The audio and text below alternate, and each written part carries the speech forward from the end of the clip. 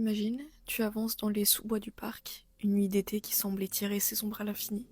C'est Londres, mais ce coin de nature échappe au bruit de la ville. Fryend Country Park devient une enclave isolée où la lumière des guirlandes et des téléphones portables lutte contre le noir compact.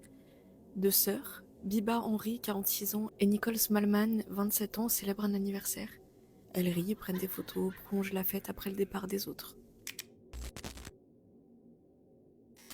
Mais derrière l'herbe humide et les arbres immobiles, quelqu'un guette. Un jeune homme qui croit que le monde obéit encore à des lois anciennes, des pactes qu'on n'ose même plus nommer. Chez lui, on retrouvera un document écrit à sa main signé de son propre sang. Un contrat avec un démon qui s'appelle Lucifuge Rofucal ou le ministre des Enfers, celui qui détient les secrets de la richesse et du pouvoir.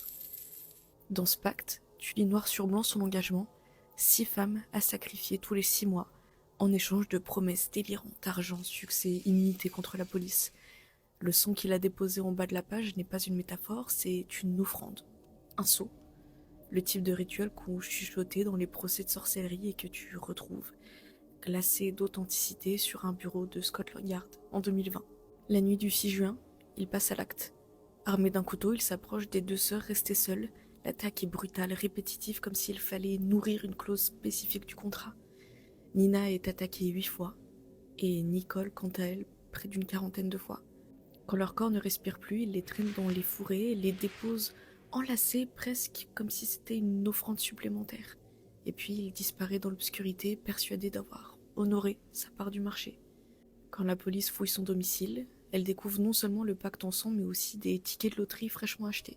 Comme si la magie noire devait se matérialiser en numéros gagnants. Comme si l'encre rouge sur le papier suffisait à commander le hasard.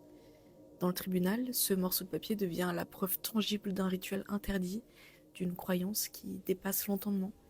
Tu te retrouves face à l'évidence, il n'avait pas seulement commis des meurtres, il avait pratiqué un rite. Et dans ce rite, le sang des victimes n'était que monnaie d'échange.